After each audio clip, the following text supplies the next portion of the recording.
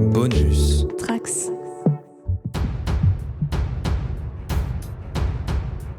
Bienvenue sur Actionneur. Là, je vais me lancer dans un grand monologue pour expliquer les raisons de cet épisode. Donc, tenez-vous bien. Le thème m'est venu à la suite d'une interview de Denis Villeneuve lors de la tournée promotionnelle de Dune 2, où il a déclaré au Times de Londres que les films avaient été corrompus par la télévision. Alors oui, tout de suite, là vous vous dites, c'est le genre de phrase qui attire tout de suite l'intérêt. Mais plutôt que de rentrer dans le clash pour gratter de l'attention, j'ai cherché simplement à savoir ce qu'il voulait dire. Et pour ça, c'était simple, il suffisait que je lise l'article. Fastoche. Donc, dans le dit article, que je vous partage, il affirme que son opinion vient de son désir croissant de faire un film sans aucun dialogue. Il dit même qu'il déteste les dialogues. Les dialogues sont, selon lui, faits pour le théâtre et la télévision. Il continue en disant qu'il ne se souvient pas des films à cause d'une bonne ligne, il s'en souvient à cause d'une image forte. Il ajoute qu'il n'est pas du tout intéressé par le dialogue. L'image pure et le son sont le pouvoir du cinéma. Mais, il rajoute, ce n'est pas évident quand vous regardez les films d'aujourd'hui. Les films ont été corrompus par la télévision. Son rêve, c'est ce qu'il dit dans l'article, ce serait de faire un film convaincant qui ne ressemble pas à une expérience et où il n'y aurait pas de mots. Il voudrait que les gens, lorsqu'ils quittent la salle de cinéma, puissent se dire « Attendez, il n'y avait pas de dialogue là ?» mais sans jamais qu'ils en ressentent l'absence. Alors, au-delà du fait que je pense que cette ambition soit louable, d'ailleurs, à titre personnel, je suis assez partant à l'idée de ce projet s'il arrive un jour, évidemment. Même, si on y réfléchit à peu près 30 secondes, on se dit que ça a déjà été fait plus ou moins. Enfin, surtout il y a 100 ans, au moment où ça s'appelait encore le cinéma muet. Il y a un indice là. Donc, dans tous les cas, les propos de Villeneuve m'ont quand même fait me questionner sur la nécessité du dialogue dans le cinéma. Est-ce que c'est si important que ça ? Et donc, pour m'aider à répondre à cette question et surtout pour me permettre à mettre fin à ce monologue beaucoup trop long, j'ai le plaisir d'accueillir Thibaut. Hello Thibaut. Salut David, merci pour l'invitation. Alors, avant de nous lancer dans l'épisode, j'ai quand même quelques questions à te poser parce qu'elles me sont venues à la suite de cet article de Denis Villeneuve. C'est un semblant de première réflexion, et donc les questions c'est: est-ce que l'image prévaut au dialogue selon toi ? Est-ce que l'image prévaut au dialogue ? C'est une excellente question pour commencer ce podcast, David. Je te flatte un petit peu comme ça, je gagne du temps, je fais du dialogue un peu expositionnel nul. Peut-être que c'est ça que visait Villeneuve d'ailleurs, mais on va en reparler. Effectivement, moi je pense que l'image l'emporte sur le dialogue. Dans ce média spécifique, mais j'aurais du mal comme lui à séparer l'un de l'autre. Et c'est vrai que je ne sais plus ce que m'avait dit un jour quand j'étais au collège, j'étais dans un club de cinéma, tu vois, je faisais entre midi et deux avec un prof de français, on faisait des petits films et on avait des intervenants, des professionnels de l'industrie, et il y avait quelqu'un qui était un preneur de son, un monteur son spécifiquement aussi, et il expliquait que pour lui le son c'était le plus important, et qu'en fait effectivement on pouvait couper l'image et juste avec le son il y avait le pouvoir de l'imagination qui complétait tout le reste. Et moi, je me souviens de ne pas être d'accord, et surtout, pas forcément au sens où je trouvais l'image supérieure, mais dans le sens où, pour moi, si t'as juste l'image et pas le son, tu peux aussi imaginer le son. Les deux, finalement, fonctionnent un peu sur le même mode. C'est juste que on nous prive d'un sens ou d'un autre, en fonction de quel paramètre on choisit. Et du coup, je ne sais pas, je trouve que c'est un débat qui est peut-être plus profond que Villeneuve veut bien le laisser entendre, en tout cas à travers cette interview, parce que bien sûr c'est forcément un truc un peu pris, pas forcément hors contexte, mais comme ça à la volée. Donc je te propose qu'on en reparle, mais à première vue, effectivement, comme tu l'as dit, ça s'est déjà fait, et ça continue de se faire, et même l'exercice de style de faire un film sans dialogue, jusqu'à très récemment, notre ami John Woo est revenu sur cette question, donc tu vois, je pense que c'est pas non plus nouveau comme idée. Est-ce que le son est l'équivalent du dialogue ? Le son, c'est pas le dialogue.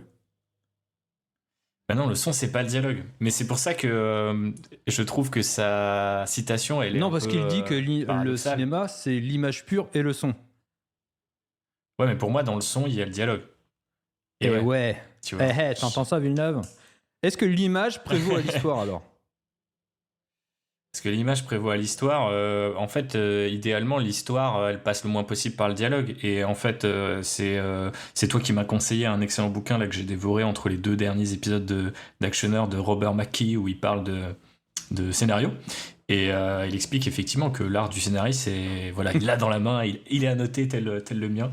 Je sais pas où est le mien d'ailleurs, mais du coup, il doit être quelque part sur mon bureau. Tout ça pour dire que lui explique que c'est ce qui vient en dernier et qu'en fait, les meilleurs scénaristes font passer le plus possible par l'image plutôt que par le dialogue lui-même. Et quand j'entends l'image, c'est autant ce qu'il y a à la caméra que les symboles, les métaphores qu'on peut utiliser avec l'image.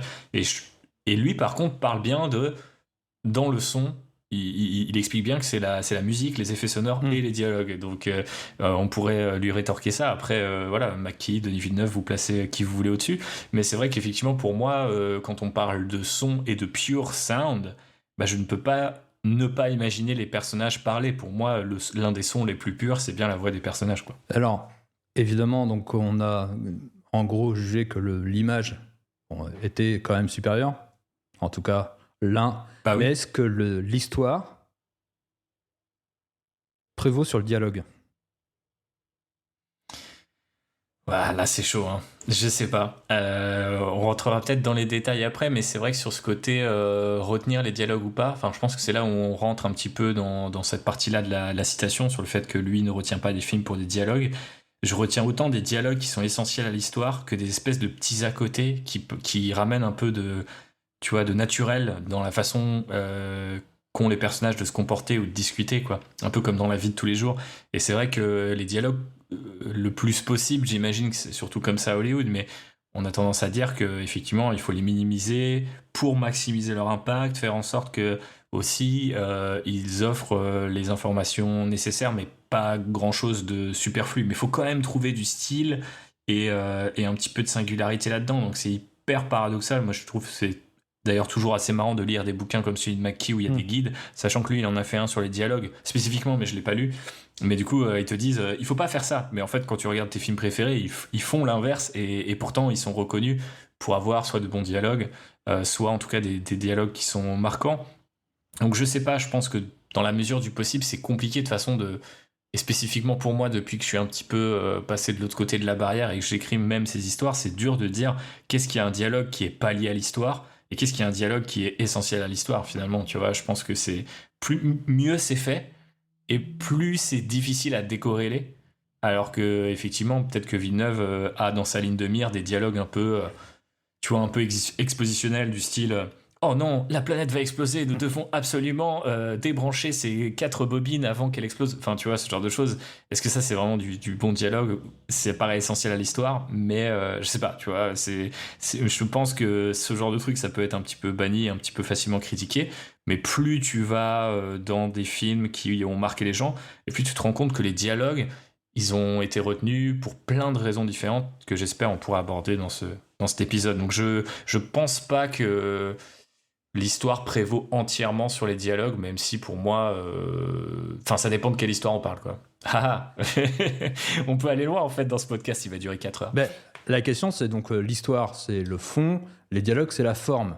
Il y a quand même des films qui, quand tu extrais l'histoire, tu te dis, c'est moyen. Par contre, quand tu es porté par les dialogues, c'est un bon film. Inversement, si ton histoire, si tes dialogues sont bons... Enfin, je trouve que les dialogues sauvent toujours un mauvais film, une histoire bancale, presque. Ouais. Inversement, c'est beaucoup plus compliqué. Mais inversement, ça serait quoi? Star Wars, mettons. Peut-être. Après, je sais pas, je me suis posé la question, est-ce qu'il y a des films qu'on retient pour tout, mais que les dialogues sont universellement considérés comme nuls, en fait? Tu vois, c'est là où, quand il dit, par exemple, moi, je me souviens pas d'un film pour les dialogues. En fait, tous les films dont je me souviens, il y a au moins un dialogue, une réplique, un échange entre deux personnages qui me vient aussi à l'esprit, en plus des images, voire même associé aux images, j'ai du mal à décorréler. Et franchement, en prenant le problème un peu à l'envers, je me suis dit, est-ce qu'il y a des films qui sont universellement adorés, mais où tout le monde est d'accord pour dire que les dialogues sont pas bons? En fait, c'est pas le cas. Alors qu'à l'inverse, il y a des films où... je sais pas, on peut dire bon bah l'histoire, les dialogues c'était pas terrible, mais au moins visuellement dans la réal il y avait quelque chose. Donc je sais pas, je pense que de la même manière que si on coupe le son on peut continuer à imaginer, et si on coupe l'image on peut continuer à imaginer. J'imagine qu'on peut avoir autant de cas de figure possibles où l'histoire est rattrapée par les dialogues sont rattrapés par l'image.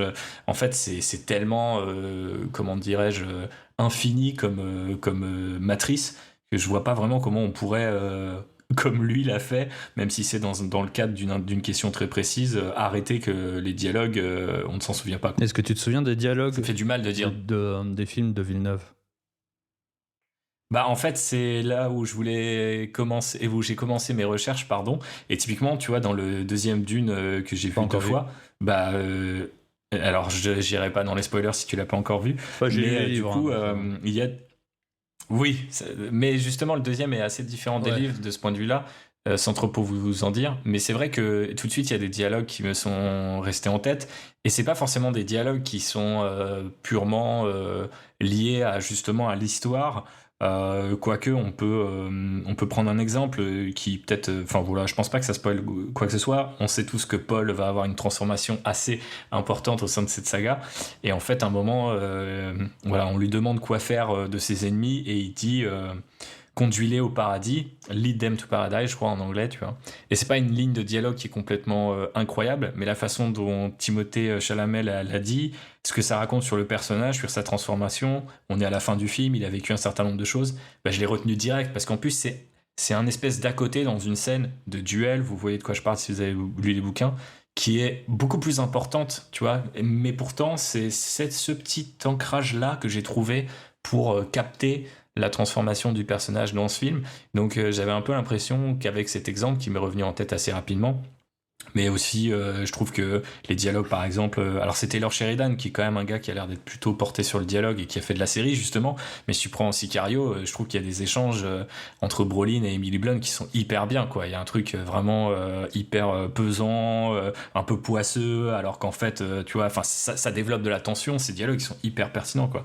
Donc ouais, moi je pourrais pas forcément en citer un tel quel, mais en tout cas pour son dernier film, ouais, il y a pas mal de lignes de dialogue qui soit m'amusent, soit je trouve caractérisent bien les personnages, enfin voilà, toutes sortes de choses dans ce style-là. Après, je sais pas, parce que donc pour avoir vu et entendu beaucoup d'interviews de Denis Villeneuve, il dit qu'il procède d'une certaine manière dans l'écriture de ses films. Donc il reçoit le script, il storyboard tout le script, et à partir du storyboard, réécrit tout le scénario. Et en gros, il dit, la première chose qu'il dit à un scénariste lorsqu'il reçoit leur travail, c'est je vais essayer de retrouver l'essence, de garder l'essence de ce qui est écrit. Par contre, tout le reste, je vais te trahir en permanence, quoi. Tout ça pour servir l'image. Et donc, il articule son film autour du storyboard, autour de ce que ça génère dans son imaginaire, de ce qui va, des plans et ainsi de suite. Et c'est à partir de là, en vérité, c'est lui, son document de travail, c'est vraiment le storyboard. C'est vraiment qu'est-ce que ça génère comme image, qu'est-ce que ça lui inspire. Et les dialogues et le scénario, le premier draft, quoi, et il s'en débarrasse, quoi, au final, quoi. C'est pas ce qui l'intéresse, quoi. Ouais, mais ce qui est rigolo, c'est qu'effectivement, du coup, il a cette méthode, mais ça veut dire qu'il reçoit l'écrit, il passe plutôt du côté visuel avec ce collaborateur qu'il a depuis toujours, qui lui fait ses storyboards, et ensuite, il réécrit d'après les storyboards, comme s'il y avait quand même une intention de sanctifier par l'écrit, tu vois, ce qu'il avait modifié. Et après, il rajoute aussi, et tu as sans doute vu aussi ça, qu'une fois qu'il est sur le terrain, en fait, c'est un peu la loi du terrain qui l'emporte sur tout le reste, c'est-à-dire storyboard ou scénario. Et je pense que c'est ça qui lui a permis, peut-être plus dans le deuxième d'ailleurs que dans le premier Dune, que j'avais trouvé plutôt scolaire, d'aller chercher des images ou même des contraintes plus fortes encore qui ramènent un petit peu d'étrangeté et de singularité dans son film. Sachant que le premier, je trouvais, était quand même un peu plus sage de ce point de vue-là, semblait hyper bien conçu, mais presque, comment dirais-je, trop bien pensé en fait. Over design, comme on dit en anglais, tu vois, il y avait rien qui dépassait. Et ça manquait un petit peu de vie, et je trouve que j'ai retrouvé beaucoup de cette vie-là dans le deuxième film. Donc je sais pas si c'est par rapport aux conditions de tournage dans le désert ou parce que on passe tu vois à la vitesse supérieure en termes d'intrigue, mais il y a vraiment quelque chose de l'ordre d'un peu plus fou dans ce deuxième Dune, et c'est marrant de se dire que du coup pourtant il a quand même toujours la même méthode qui est finalement très rigoureuse, Ouais. quoi. Après, c'est ce que j'ai remarqué dans Scriptment, et c'est ce que je dis d'ailleurs dans Scriptment quand je lis les scripts, c'est de dire voilà, ça c'est le script que reçoit ou que a abandonné le studio et tout ça, mais entre ça et le film que vous voyez, même si moi je traite souvent des scripts qui ont été abandonnés en cours de production, il va y avoir de toute façon un fossé entre ce document de travail, parce qu'un scénario, c'est un document de travail, et c'est en ça où il l'oppose au théâtre, quelque part. C'est que le texte du théâtre, c'est le texte du travail, alors que le script, au cinéma, en tout cas dans le cinéma hollywoodien, c'est qu'une étape pour arriver jusqu'au terme. Tout à fait. Donc, Villeneuve, sa manière de procéder, c'est il invente rien, quoi. C'est juste que il a une prépondérance pour l'image, et c'est pour ça que ça justifie d'une certaine manière sa perception et sa volonté presque de se débarrasser du dialogue, même si je pense que il a tort sur certains points, et on va voir d'ailleurs à travers notre top 5 des dialogues. Il faudrait qu'il y ait une musique grandiloquente. Top 5 des dialogues. Et on va commencer par notre top 5. Vas-y, commence. Parce que, évidemment, j'ai truqué le truc, parce que j'ai galéré à trouver 5 dialogues au final. Ok, t'as galéré. Bah écoute, moi en 5e, j'ai mis un film dont on reparle pas mal ces derniers temps, parce que il y a un jeu vidéo qui s'est sorti récemment qui s'appelle Helldivers 2, qui est plus ou moins ce film en marque blanche. Je parlais de Starship Troopers, le premier film de Paul Verhoeven, qui en fait me permettait de commencer les choses un petit peu en douceur par rapport à cette question du dialogue, si tu veux bien, mon cher David, parce que d'abord il y a énormément de répliques cultes, et je me suis demandé aussi si ça c'était pas le meilleur, le contre-exemple en tout cas le plus facile à opposer à Villeneuve, c'est de se dire, bon, ne nous fais pas croire, mon cher Denis, que tu n'as jamais retenu un dialogue juste parce qu'il y a ces répliques cultes. Alors après, est-ce que on parle de répliques cultes? Est-ce que c'est juste une ligne de dialogue? Est-ce que c'est un dialogue complet? Enfin voilà, peut-être il y a une nuance chez lui entre la réplique culte et le dialogue, mais pour moi, bah, forcément, la réplique culte, elle n'est pas comme ça ex nihilo, elle vient généralement d'un personnage et d'un dialogue, donc forcément, Starship Troopers en est bourré, mais ce qui est aussi intéressant, c'est que ça met en avant le travail des acteurs, qui du coup sont choisis comme on le sait tous par Verhoeven par rapport à leur côté populaire, assez jeune à l'époque, etc., pour mieux appuyer la satire. Et ensuite il y a donc déjà le casting, puis par la suite comment ce casting va donner ses répliques. Et c'est vrai qu'aujourd'hui sur les réseaux sociaux, tu sais, on parle de plus en plus de ce terme en anglais de delivery, le fait de voilà comment les acteurs donnent cette ligne, comment ils la performent, je sais pas trop comment ouais, dire la délivre, en français. quoi, c'est-à-dire là. Ouais, la délivre. Et c'est vrai que je trouve ça intéressant parce que c'est pas, c'est un terme qui est un peu, tu vois, c'est un peu comme les plot holes, c'est ce genre de truc, ça arrive, puis ça fait toujours un peu l'effet d'une bombe, c'est-à-dire que d'un coup les gens peuvent attraper une idée beaucoup plus facilement avec ça, mais ça a des effets pervers. Après, ce que je trouve intéressant, c'est que ça permet effectivement de se rendre compte que, de toute façon, un dialogue, peut-être qu'effectivement sur la page, tu le retiens pas. Et comme Denis Villeneuve, tu pourrais dire, bah attends, moi je lis les descriptions, c'est ça qui me crée un imaginaire, c'est pas une ligne de dialogue, c'est pas ça que je vais storyboarder. Par contre, une fois que c'est interprété par un acteur, tout change. Et dans le jeu vidéo, c'est pas si différent pour l'expérience que j'ai qu'au cinéma. Mais c'est-à-dire qu'effectivement, des fois, tu écris énormément de lignes de dialogue parce que c'est un des trucs qui est le plus utilisé dans le jeu vidéo. Et tu te dis, putain, ça va être horrible, personne va kiffer cette réplique. Et une fois que tu as des gens en cabine d'enregistrement, voire même en studio de performance capture, etc., tu te rends compte que les répliques, elles prennent vie, voire même les acteurs vont les pousser dans des retranchements ou dans des idées que tu n'avais pas forcément imaginé au départ. Et pour en revenir du coup à Starship Troopers, pardon, et ben ça prouve qu'en fait le dialogue peut être parfois essentiel à certaines tonalités, voire à certains genres. Et c'est vrai que bah du coup dans ce film, le fait d'avoir ces dialogues aussi satiriques, stupides, ces répliques cultes, le fait de les détourner un petit peu au fur et à mesure, de faire une sorte de clin d'œil avec le spectateur que tout le monde n'a pas compris. Et Helldivers 2 le montre bien, c'est pour ça que je voulais faire le parallèle avec le monde du jeu vidéo, mais effectivement, je trouve que ça montre que le dialogue, c'est super important. Enfin, en tout cas, tu pourrais vouloir t'en passer et créer un exercice de style plutôt intéressant. Maintenant, ce que ça amène, c'est incroyable. C'est un peu comme si tu me disais, je fais une métaphore un peu pourrie, mais tu peux faire des films en noir et blanc encore aujourd'hui, mais est-ce que c'est forcément supérieur juste parce qu'il n'y a pas de couleur, sachant que la couleur te permet d'amener énormément de choses. Donc même procédé d'ailleurs, je sais pas, pour la bande dessinée, où il y a des mecs qui font en noir et blanc, et un beau noir et blanc, ça peut être hyper fort, mais est-ce que c'est forcément supérieur parce que, ah regarde, on voit un peu plus le trait de l'artiste? Je sais pas, faut toujours un petit peu interroger le truc, et je trouve que Starship Troopers met bien ça en avant. Bon, un excellent film en noir et blanc que j'ai vu dernièrement, c'est Limbo, le film hongkongais où Chaque plan que j'ai.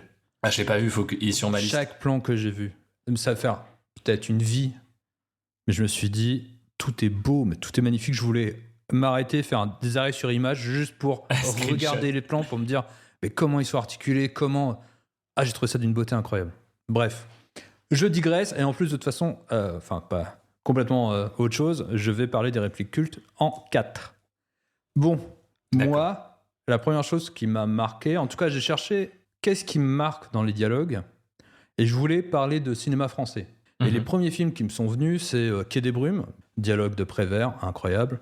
J'ai vu Les Goûts des Autres, À bout de souffle, Les Tontons Flingueurs, les films de Pagnol. Et tout d'un coup, je me suis dit, oui, c'est moins les dialogues que la musique des mots. C'est-à-dire que ce que dit McKee dans son... Alors, peut-être qu'on pourra repousser un peu Le Goût des Autres, mais pour tous les autres, c'est le cas. Ce que dit McKee dans son livre, c'est qu'il faut que les dialogues sonnent vrais. Ils ne sonnent pas trop écrits, trop... Alors que tout ça, il y a quelque part, ils sont tous trop écrits. C'est-à-dire que, alors, d'un point de vue de 2024, évidemment, regarder un film de 1938, c'est évidemment trop écrit. Parce que c'est presque une autre langue. Même si c'est la même, il y a une musicalité qui a disparu aujourd'hui. Les films de Pagnol, on est attiré par cette musicalité.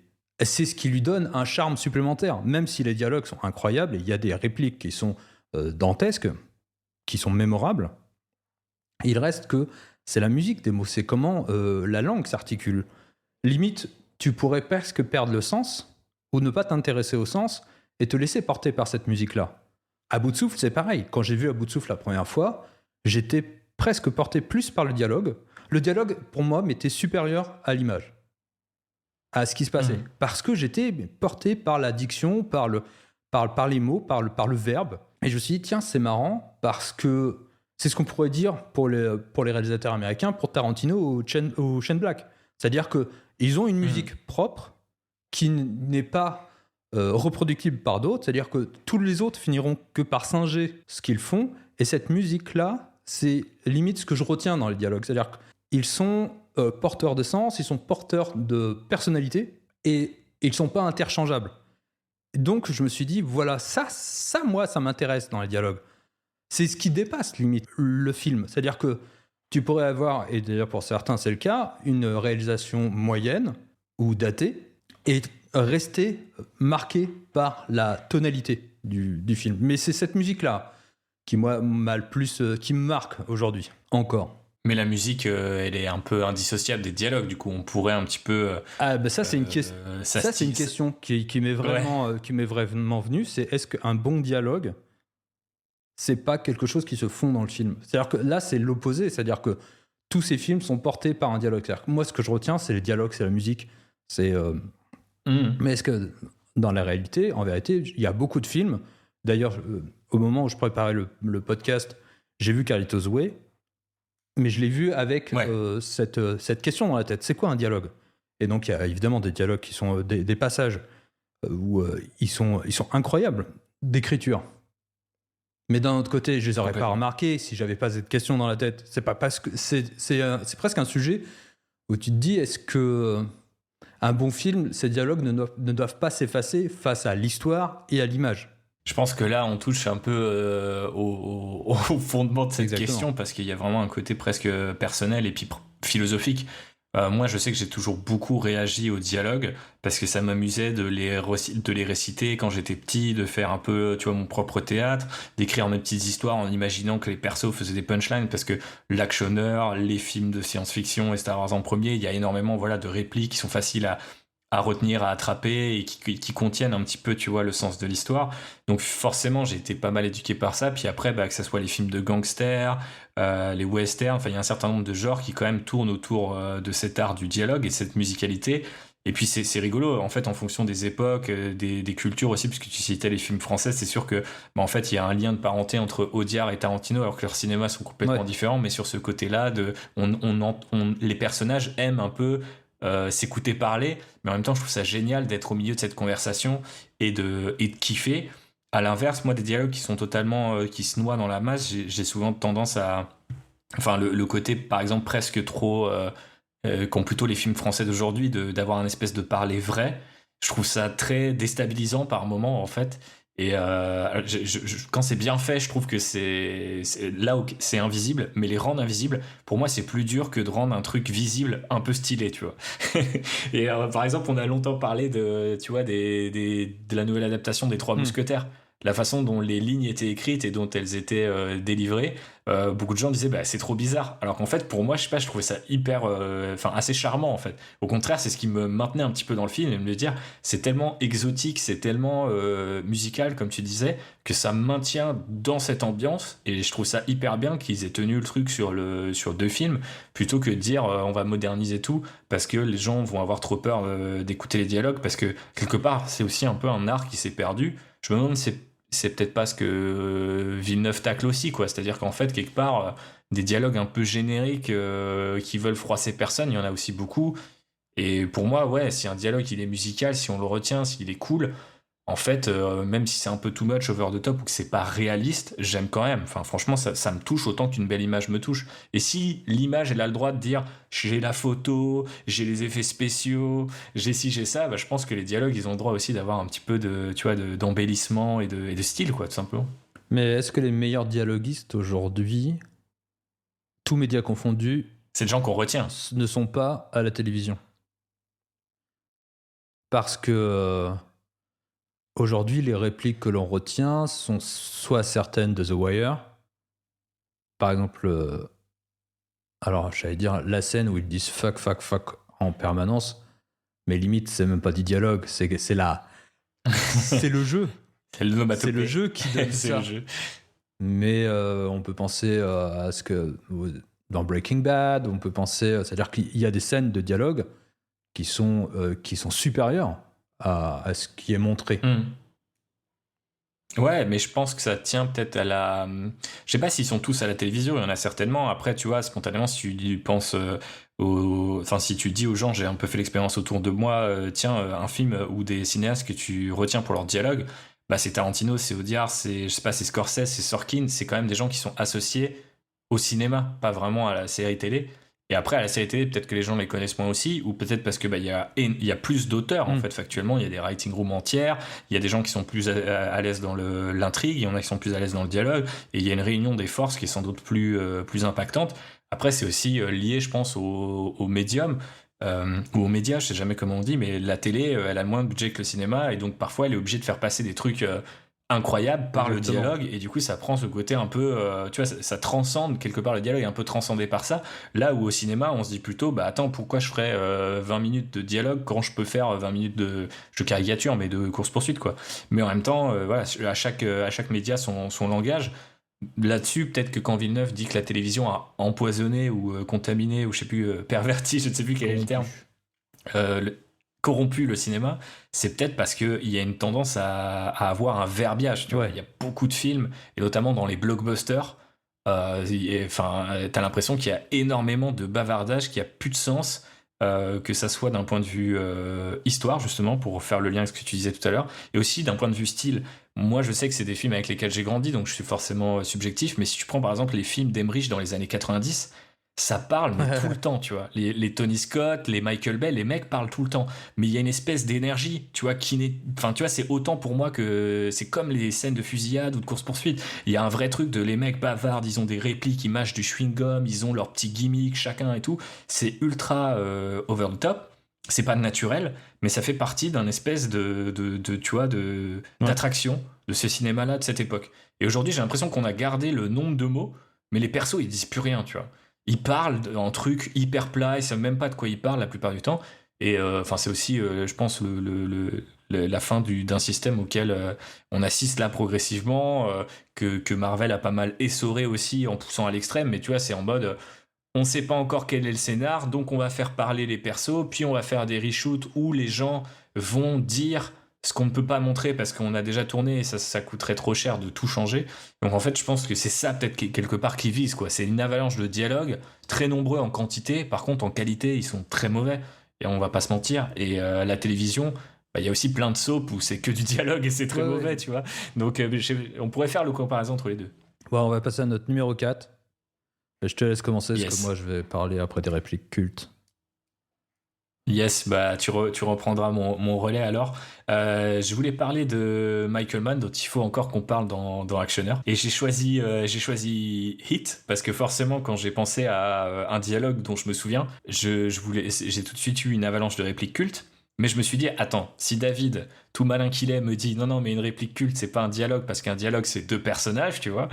Et ben, je me suis dit, ah, bah, il faut que je pense à un truc où il y a deux personnages. Et tout de suite, l'image de Al Pacino qui fait face à De Niro dans ce putain de diner m'est venue à l'esprit. Et là, c'est presque une sorte de double monologue parce que la scène est assez longue et ils parlent beaucoup tous les deux. Mais c'est un truc qui encapsule toute l'essence du film. Mais par ailleurs, au-delà de la scène culte, je trouve que dans Heat et dans pas mal de films de Michael Mann, comme Collateral notamment ou Miami Vice, il y a ce côté un peu zen, un peu existentiel. Tu sais, les persos parlent de trucs. Ils vont être en face comme ça de la ville qui brille dans la nuit et ils vont faire en mode un truc du style whatever time we have is luck, et tu as cette espèce de concept philosophique chelou et tu te dis mais pourquoi ce perso d'un coup a cette espèce d'élan de spleen et on dirait qu'il s'adresse presque aux étoiles plutôt que au personnage en face de lui. Et je trouve que c'est ça qui est génial aussi dans le dialogue, c'est que tu peux aller vers ce côté presque plus peut-être qu'on associe plus volontiers au théâtre pour aller amener une forme de j'allais dire de plénitude. C'est pas forcément ça dans les films de Michael Mann, mais il y a quand même toujours tu vois, ça fait passer le doute des personnages, ça fait passer une forme de sous-texte aussi. Alors c'est plutôt explicite, mais les persos vont dire un truc et toi, parce que le film t'a déjà développé un certain sous-texte, tu sais que quand Neil parle du temps qu'il a, c'est un mec qui a vécu, il fallait qu'il parte à tout moment, il est dans des apparts vides toute sa vie. Et voilà, donc en fait, ça prend du sens, notamment parce que tu as vu aussi des images très fortes, pour revenir à ce que disait Villeneuve. Donc c'est pas comme si les deux fonctionnaient pour moi en vase clos, tu vois, ça communique. Et je pense que Hit montre vachement bien tout ça. Et ça répond hyper bien à la réalisation de Michael Mann, qui aussi parfois va être un peu contemplative. Et les dialogues, eux aussi, peuvent l'être, quoi. Et j'ai trouvé que c'était un bon exemple de ce point de vue-là, en dehors de la scène culte, bien évidemment, et puis des répliques cultes aussi. Alors moi, je vais parler donc des répliques cultes. Donc il y a la pléthore, hein, Why So Serious, I'll Be Back. Il y a la réplique culte de De Niro dans Taxi Driver. Il y a La vie comme une boîte de chocolat dans Forrest Gump. Il y a James Bond, tu vois, juste ça. Mm-hmm. Vous ne passerez pas dans Le Seigneur des Anneaux. Et ce qui est intéressant, c'est que c'est ce que tu retiens du film, c'est-à-dire que c'est ce que ton cerveau ou est-ce que j'aurais retenu Vous ne passerez pas si tout le monde ne l'avait pas répété? Je sais pas, tiens. Mais ce qui est intéressant, c'est ce passage-là, ce court moment-là, qui rentre dans l'esprit collectif. Et parfois, c'est complètement accidentel. C'est-à-dire que Schwarzenegger disait dans une interview que déjà, il voulait le prononcer différemment et Cameron l'a obligé à le prononcer comme ça.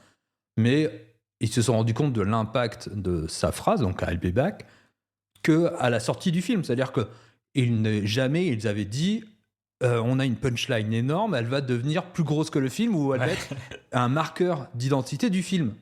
Et le problème, c'est que ça a donné presque un pendant inverse, c'est que pendant un certain temps, ou enfin même auparavant quelque part, mais on a cherché cette culture de la punchline pour toujours avoir une espèce de tagline à mettre dessous le film, tu sais, pour... Ouais. Et je pense qu'il y a dans la réplique culte quelque chose d'accidentel. Il faut qu'elle soit accidentelle. C'est-à-dire qu'il faut qu'elle soit bien écrite, il faut qu'elle donne d'une certaine manière de l'importance au récit, c'est-à-dire qu'elle ne soit pas extraite malgré elle, qu'elle soit extraite malgré elle du récit, mais qu'elle ne soit pas extraite de manière consciente pour en faire un slogan publicitaire. Et je trouve qu'on a cherché, et on cherche toujours, et je pense que c'est un mal nécessaire, limite, parce que tu as besoin de vendre ton film, à avoir toujours une punchline, un truc que tu vas retenir, alors que je pense qu'une bonne réplique culte, c'est quelque part quelque chose que tu ne peux pas déterminer. Et c'est clair. Je ne l'ai pas mis dans mon top 5, mais il y a quelque chose... Quand j'ai pensé tout de suite au dialogue, et je pense que c'est moins les dialogues que la performance, et ça, je pense que c'est... je vais arriver à mon top 3, tu me diras, mais parce que ça va être... Vas-y, fais les deux d'un coup. Ça va être le lien quasiment, mais je me suis posé la question parce que je me suis dit, le personnage de Bill Paxton dans Aliens, j'ai l'impression que dès qu'il apparaît, dès qu'il ouvre la bouche, j'adore. Et je sais pas, j'ai pas... Si t'extrais son dialogue en tant que tel, bof. C'est-à-dire que... Mais c'est parce que c'est Bill Paxton, ce personnage, la manière dont il le joue, où tu te dis, mais attends, mais je retiens que ça, quoi. Ouais, bien sûr. Mais là, tu mets le doigt sur un truc, c'est que effectivement, sur papier, je suis sûr qu'il y a un exécutif d'un studio qui a dû dire à Cameron, ce perso, il est ultra relou.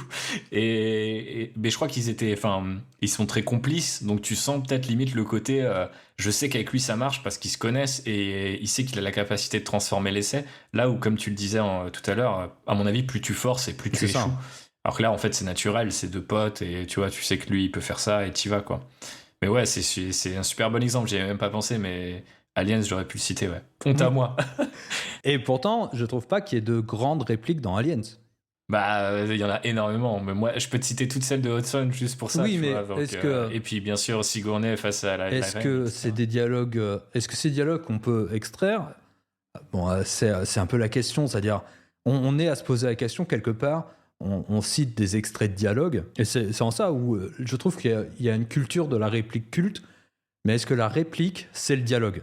Ouais, c'est une bonne question. Mais pour ajouter un truc là-dessus, quand tu as parlé du Seigneur des Anneaux et de Vous passerez pas, en fait, je viens de me rendre compte de quelque chose, c'est que un peu peut-être limite de la supériorité du son, en tout cas de la réplique, du dialogue peut-être, si on le prend de manière générale sur l'image, c'est qu'en fait, tu peux la détourner de son contexte. Et en fait, je sais pas si t'es en train de jouer à la cour de récré et que t'as 40 gamins qui t'arrivent dessus. Si tu fais vous ne passerez pas, tout le monde comprend. Mais tu vas pas dire hey, imagine, je suis Gandalf et toi t'es un Balrog. Et en fait, tu vois, c'est trop long. Et il y a une capacité, tu vois, à amener, planter une petite graine dans la tête des gens avec cette réplique et transformer un dialogue effectivement en quelque chose de plus grand encore, parce que tout le monde se souvient finalement de ce truc-là. Et effectivement, ça n'amène pas que les gens, je pense pas qu'ils visualisent la ligne de dialogue sur une page blanche, tu vois, avec l'écriture d'un scénario hollywoodien, tu vois, la police, je veux dire.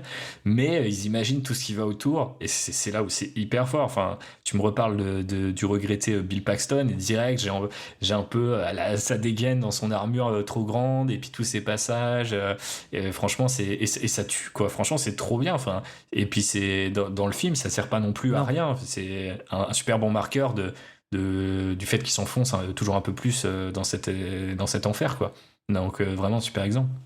Mais je pense que tout à chacun, on peut retenir une réplique et la ressortir hors contexte et en faire un mème presque oral, c'est-à-dire mais il y a des mèmes visuels, c'est-à-dire que la glissade de la moto dans Akira, évidemment tout à chacun peut pas la reciter, mais par contre qu'est-ce qu'elle a été recitée dans nombre et nombre de films jusqu'à Ready Player One.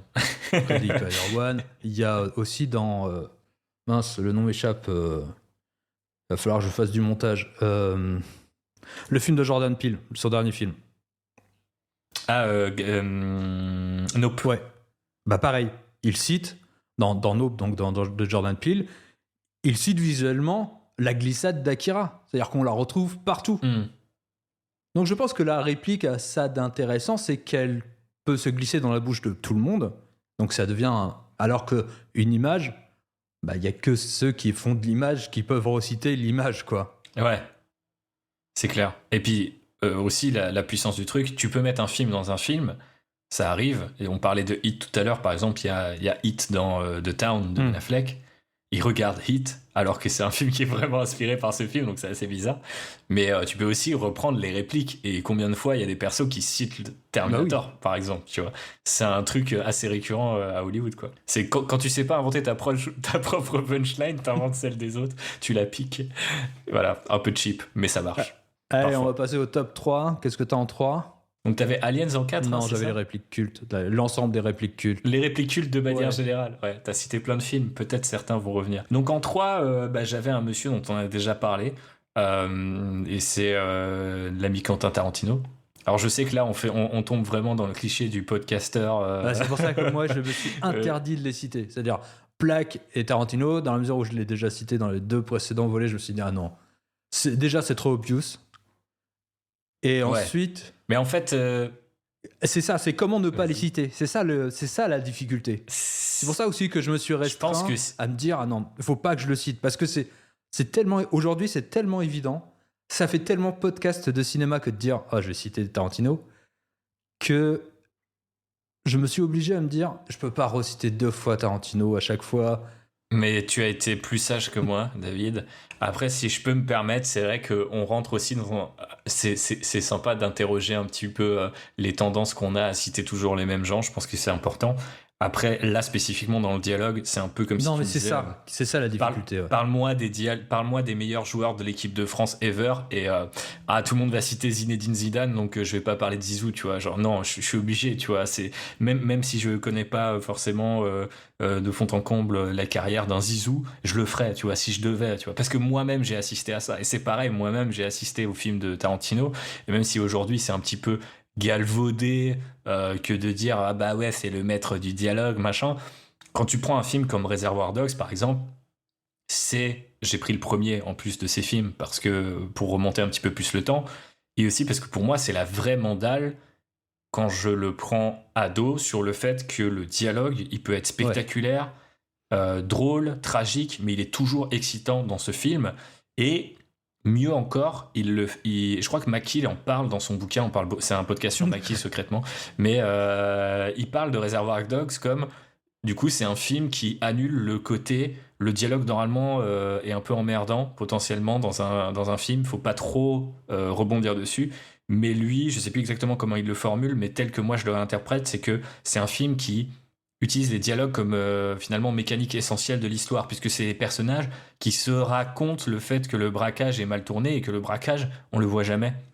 On voit des bouts, et donc forcément, il y a des dialogues dans des dialogues, dans des dialogues, il y a une espèce voilà, comme ça, de nature un peu imbriquée du texte. Il y a bien sûr aussi une musique, parce que, comme disait David tout à l'heure, bah, les persos parlent vraiment avec tous un petit peu leur gimmick, des attitudes très spécifiques. Les performances des acteurs, que ce soit Tim Roth, Michael Madsen et Harvey Keitel, je trouve que ce qu'ils font c'est incroyable. Encore aujourd'hui, franchement, c'est peut-être son film que je revois le plus facilement, alors que je pense que c'est celui que j'ai vu le plus, bizarrement, mais juste parce que je suis toujours un peu fasciné par le côté presque un peu accidentel de ça ne devrait pas marcher, parce qu'on voit vraiment pas grand chose d'excitant dans le film, toute l'attention vient, ils sont dans un hangar, il y a le côté huis clos et tout, ça sent que c'est le premier film et qu'il n'y a pas toujours les moyens de faire ce qu'il aurait envie de faire, mais du coup ça rend le film tellement plus grand et tellement plus fort justement par cet imaginaire qui passe aussi par les dialogues. L'exemple ultime c'est la blague des chiottes, ce truc de ils apprennent un dialogue dans un film qui est qui pousse à mort le dialogue.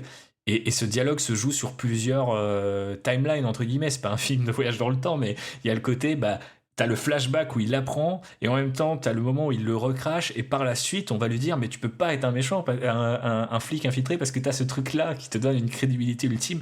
Et je trouve que c'est méta, tu vois, d'une certaine manière. Et c'est vrai que c'est un truc que le Tarantino a poussé encore plus loin, le côté méta sur Hateful Eight et Once Upon a Time, mais je trouve que il a jamais fait mieux. C'est presque un peu horrible de le dire comme ça, mais honnêtement, je trouve que la forme la plus pure du diamant, c'est Reservoir Dogs, quoi. Tu vois, peut-être qu'il n'est pas encore poli partout, mais putain, c'est tellement bon. Et effectivement, c'est cliché de le dire, mais si t'as envie de voir un film où les dialogues c'est ultime dans le fonctionnement, dans le rapport qu'ils ont aux persos, à l'histoire et au fun que tu peux prendre en regardant un film, tu peux pas citer un autre film. Enfin, en tout cas, je ne peux pas. Limite, il doit être en top 1. Je sais pas pourquoi il est en 3. Je les ai pas classés mes films. Il est en 3e sur ma liste, mais il pourrait être au sommet. C'est pour ça que moi, je l'ai glissé dans la musique. Je pense que ce que l'on retient aussi. Alors, effectivement, il y a tout ce. T'as triché. Oui, évidemment, j'ai triché. Il y a tout ce que tu as dit, mais c'est vrai qu'il a aussi une musicalité. C'est-à-dire qu'il a vraiment un sens. Et tu es percuté par ça. C'est-à-dire que ce soit la scène, notamment dans Pulp Fiction, où il parle d'hamburger dans la voiture, où tout d'un coup, t'es frappé par le côté complètement anodin, ou dans Reservoir Dogs, la scène où il parle de Like a Virgin de Madonna. Et t'as l'impression que c'est surnuméraire comme dialogue, et je pense que c'est surnuméraire dans l'esprit de beaucoup de gens, mais ça marche parce que ça emmène le rythme, ça te donne aussi une espèce de contre-pied qui est génial parce que ça te permet de créer une relâche un peu drôle, un peu étrange. T'as l'impression d'être copain avec ces gens, alors qu'en vérité, tu es face à des monstres au final. C'est-à-dire qu'à des gens qui c'est clair. lâchent une balle et qui explosent la tête d'un gars à l'arrière de leur voiture, tu vois. Et par accident en plus, tu vois. Ouais. Ouais, ça les dédonne un peu, du coup. Ça les rend sympathiques. Non, mais il y a un vrai équivalent à ces dialogues quand tu parles de surnuméraire. Moi, je me dis, c'est un peu l'équivalent pour moi à des fois, tu sais, t'as des plans, typiquement un travelling, etc., où ça va introduire les personnages principaux ou l'intrigue, mais tu vas voir des choses en fond qui sont soit intéressantes, soit drôles, soit t'amènent déjà une compréhension un peu supplémentaire si toi t'es attentif. C'est-à-dire, ah tiens, t'as repéré qu'il y avait, je sais pas, des mecs qui se planquent dans un buisson, ou alors, ah t'as vu qu'il y avait un mec qui renversait sa bière et c'est marrant, enfin... Récemment, j'ai rematé avec Manu, enfin, je l'ai découvert le film Roadhouse, l'original, avec Patrick Swayze, tu vois. Et dans le fond, il se passe toujours des trucs improbables, parce que c'est un bar complètement malfamé, mais pour moi, c'est un peu ça, les dialogues de Tarantino, c'est les espèces d'écarts, tu sais, en fait, que les personnages peuvent faire au milieu d'une conversation. C'est assez incroyable. Dans Reservoir Dogs, quand il parle, voilà, lui-même est flic, il est infiltré parmi les gens, et il parle d'un mec qui tape sa nana. Et du coup, lui, il veut en savoir plus parce que potentiellement, il veut l'aider. Mais donc, en fait, il détourne ça avec, je sais plus, je crois qu'il parle de Pam Grier ou je sais plus, je crois que c'est un truc comme ça. Et en fait, ça cite beaucoup des références de la pop culture. Ce qui est aussi un des trucs peut-être que Villeneuve avait en tête, c'est genre vraiment un dialogue typique. Et c'est peut-être aussi pour ça que les gens ils en ont marre de Tarantino parce que il a élevé ça au rang d'art. Et maintenant, tu prends, je crois que c'est les films Marvel qui sont le plus énervants là-dessus. C'est pour définir quelque chose, il le qualifie avec un autre truc de la pop culture et c'est vraiment le truc le plus... Enfin, plus tu le fais et plus enfin, vraiment, c'est la loi des rendements décroissants qu'il faut observer avec ça. Et c'est vrai que bientôt, ils se finiront par se citer... Enfin, ils se citent déjà eux-mêmes parce que, je sais plus, je crois qu'ils citent Superman dans un film Marvel et tout. Enfin, il y a un truc un peu bizarre dans tout ça. Et c'est vrai que là, à l'époque, c'est fait, mais c'est super excitant. Puis c'est rigolo de voir que dans d'autres films où il a travaillé comme Script Doctor et tout, notamment dans... Crimson Tide, tu sais, où t'as ce dialogue un moment Silver Surfer et tout, et tu te dis mais ça sort d'où, pourquoi il parle de ça, tu vois, et c'est vraiment le même type d'à côté, mais d'un coup ça caractérise les personnages et d'un coup tu te dis ah ok, on est en train d'avoir affaire quelque part à des vrais gens. Ça paraît pas naturel dans le film, mais c'est naturel dans la vraie vie que de faire un écart, tu vois, comme ça, comme là je viens de le faire alors qu'on est en train de faire un top. Exact.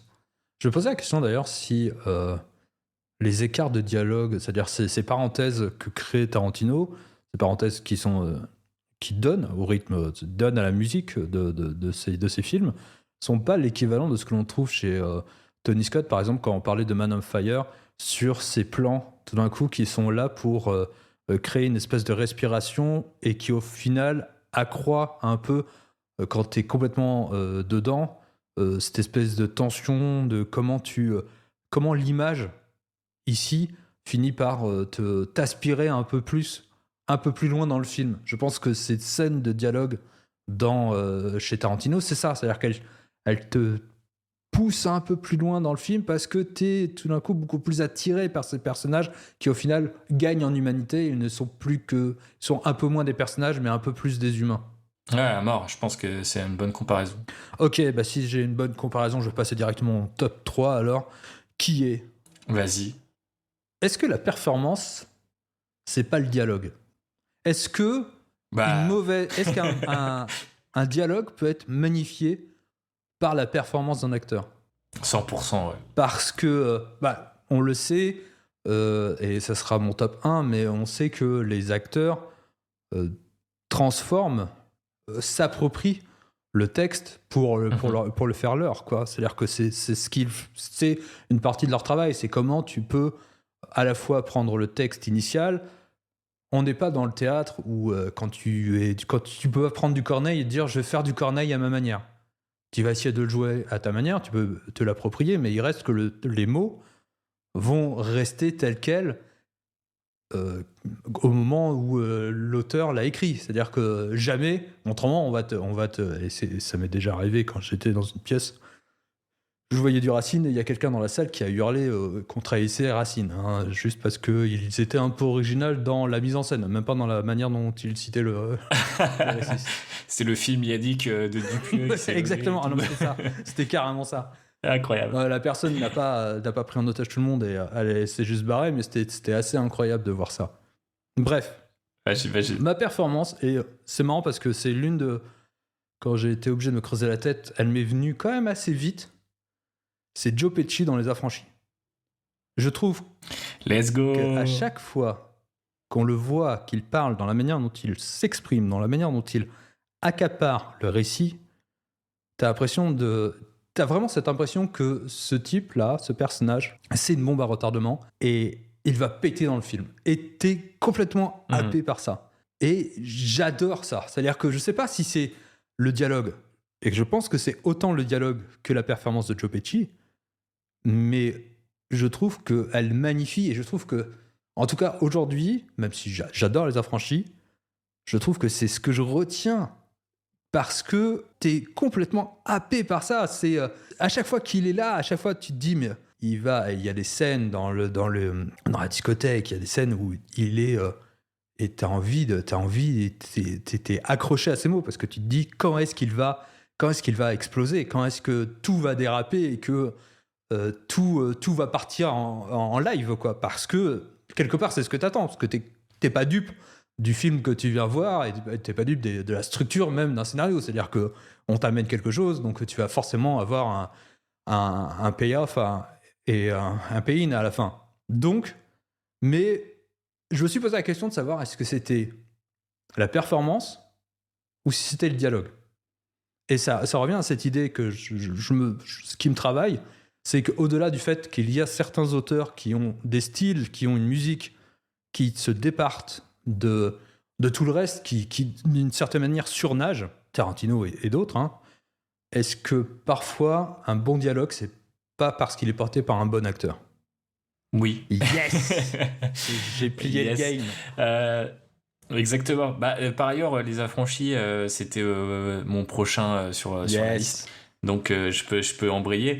Je rejoins complètement tout ce que tu as dit sur Pesci, mais aussi honnêtement même sur De Niro, Ray Liotta, les autres. Je trouve qu'il y a vraiment quelque chose de super incarné dans ce film. Et effectivement, c'est ça, c'est-à-dire qu'en fait sur la page ils peuvent être bons, peuvent même être très bons, mais pour devenir excellents, il faut qu'il y ait cette transformation. Je veux dire, c'est la nature même du truc. Alors que quelque part, peut-être que si on reprend l'exemple de Villeneuve tout à l'heure, pour accrocher avec ce qui nous provoque cet épisode, une fois que tu as un beau storyboard, il y a d'ailleurs des bouquins qui sont faits avec ces storyboards, si je dis pas de bêtises, en tout cas sur ceux de Dune, c'est le cas aussi de Star Wars, et en fait, souvent tu vois l'écart n'est pas aussi marquant que entre une réplique sur le papier et une réplique incarnée par un acteur. Et c'est le pouvoir des acteurs qu'il faut vraiment, je pense, toujours mettre en avant et ne pas sous-estimer, ce qui est un peu quelque chose, j'ai l'impression, ces derniers temps, on s'accroche beaucoup à l'intrigue, on s'accroche beaucoup aux mécaniques de l'histoire à mesure qu'il y a pas mal de petits buzzwords et tu vois, on apprend un petit peu tous comment ça fonctionne et on est plus exigeant et on en oublie presque un peu la magie qu'un acteur peut amener. Moi, personnellement, je l'ai retrouvé quand j'ai tapé des trucs, et notamment des trucs pour des jeux de vidéo où souvent c'est très de l'exposition, de l'information, et c'est très dur de rendre ça sexy, mais un acteur peut le faire. Alors après, ça reste des dialogues qui sont indicatifs, donc c'est pas vraiment exactement comme dans le cinéma, mais par contre, sur des dialogues qui étaient plus intenses, c'est là où j'ai vu la différence. Eux, ils sont même pas en plus en train de jouer devant une caméra, c'est devant un micro, mais la différence d'une respiration, du rythme, de tout ce que tu peux mettre de ton corps, en fait, dans un peu comme quand un chanteur, en fait, performe une chanson, quoi. C'est la même chose. Et effectivement, je trouve que Joe Pesci, là-dessus, il est hyper fort, et il trouve son inspiration, si j'ai bien compris, notamment quand il met le coup de pression légendaire sur le personnage de Ray Liotta. C'est un truc qui lui est vraiment arrivé, c'est des environnements de New-Yorkais d'origine italienne, etc. Et moi, quand j'ai vu ces films-là, plutôt ado et tout, ça me rappelait beaucoup mon grand-père qui avait aussi les origines italiennes, et puis les oncles qui étaient hyper bavards et qui, comme tu disais, un peu pile électrique, tu vois. Ils arrivent dans une pièce, toute l'attention est portée sur eux via ce qu'ils disent. Et c'est cette espèce de flow incessant de trucs parfois nuls qui n'intéressent personne, mais il y a une espèce de magnétisme et potentiellement un côté cocotte minute qui fait que tout le monde a un petit peu envie de voir à quel moment ça va fighter avec un autre, et je trouve que c'est assez génial. Et là, effectivement, c'est dans l'exemple spécifique de Goodfellas, tu peux pas séparer les acteurs des répliques, et je pense que de manière générale, c'est compliqué de le faire. Après, c'est sûr que, comme on l'a dit, ça devient aussi des mèmes, ces répliques-là, et c'est à ce moment-là que tu peux en fait transformer une réplique en quelque chose de plus grand encore. tu peux pas vraiment le faire avec les répliques d'un Scorsese parce que les gens les connaissent pas Bah si, forcément Taxi autant. Driver. Et c'est parce que c'est général. Youth. Taxi Driver, ouais. Taxi Driver slash José Garcia. Raging Bull parce que José Garcia aussi, ouais. Non, mais tu sais, dans la confusion de You Fuck My Wife et tu vois You Talking to Me, et en fait c'est deux films différents. Et mais c'est assez, effectivement, c'est quand même de bons contre-exemples à ce que je disais. Mais tu vois, moi je pensais par exemple aussi à Casino et plus spécifiquement à la voix off, qui est aussi un truc, souvent on te dit quand tu fais des cours d'écriture qu'il faut un peu proscrire parce que ça sert à rien, idéalement, il faut montrer, il faut pas dire, etc. Et en fait, tu te rends compte que dans les films de Scorsese, il y a souvent une voix off, et elle est souvent hyper marquée. Spécifiquement dans Casino, le fait qu'il y ait plusieurs voix off, c'est super bien, en fait. C'est une forme de dialogue dans le film, qui est pas un dialogue explicite entre les personnages, mais qui ajoute énormément de choses et qu'on voit plus trop de nos jours.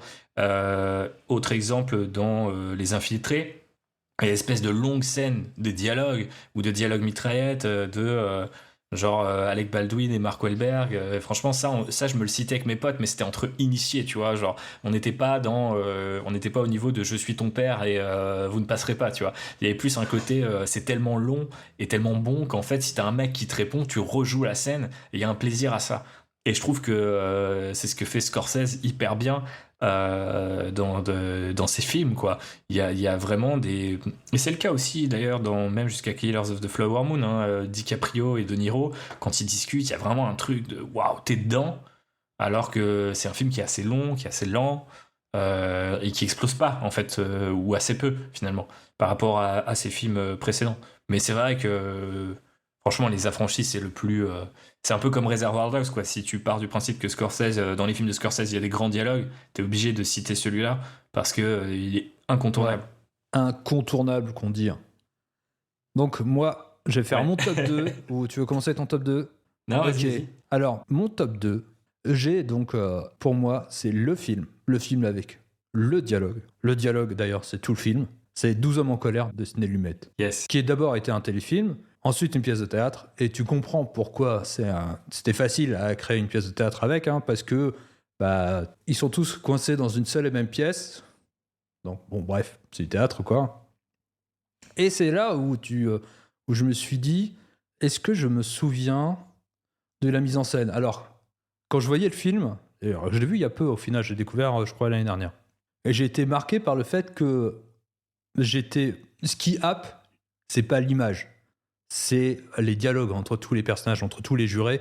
Donc il y a 12 jurés qui doivent statuer sur le sort d'un enfant qui a commis un parricide, d'un jeune qui a commis un parricide, et c'est comment l'un d'entre eux va finir par questionner chacun d'entre eux pour essayer de découvrir quelle est la vérité et comment, d'une certaine manière, à travers tous ces dialogues, il y a tout le sous-texte qui est qu'est-ce que la peine de mort, quel est le rapport à la justice aux États-Unis, et ainsi de suite. Donc il y a autant du texte que du sous-texte. Et c'est en ça où un dialogue est fort, c'est quand il y a du sous-texte. Quand le dialogue n'est là que pour dire ce qu'il y a à l'image, c'est pas un bon dialogue, on le sait tous. Mais bref, dans 12 hommes en colère, c'est pour moi l'un des plus grands films en termes de tension dans le dialogue, dans la manière dont c'est pas des grandes joutes verbales, quelque part, parce qu'il faut qu'elles collent au réel. Mais tu sens tout ce qu'ils se disent. C'est-à-dire que, par exemple, jamais les personnages sont nommés. Ils sont tous... on ne sait jamais comment ils s'appellent. On sait qu'ils sont le juré numéro un tel. Et c'est ça qui est génial. C'est-à-dire que, mais ils sont tous qualifiés. On sait tous ce qu'ils sont et on reste comme ça dans cette tension pendant tout ce film à attendre le verdict, à attendre ce qu'il va... l'apothéose du film. C'est-à-dire, qu'est-ce qui va se passer ?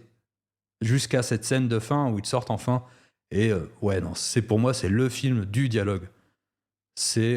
Et c'est en ça où peut-être que l'on pourrait reprocher, ou en tout cas, pas reprocher, être d'accord avec Villeneuve, c'est moins un film de l'image qu'un film du dialogue. Mm-hmm. Forcément, ça oppose vachement les deux, mais c'est aussi d'ailleurs un des contre-exemples que Mackie prend pour les dialogues avec Reservoir Dogs.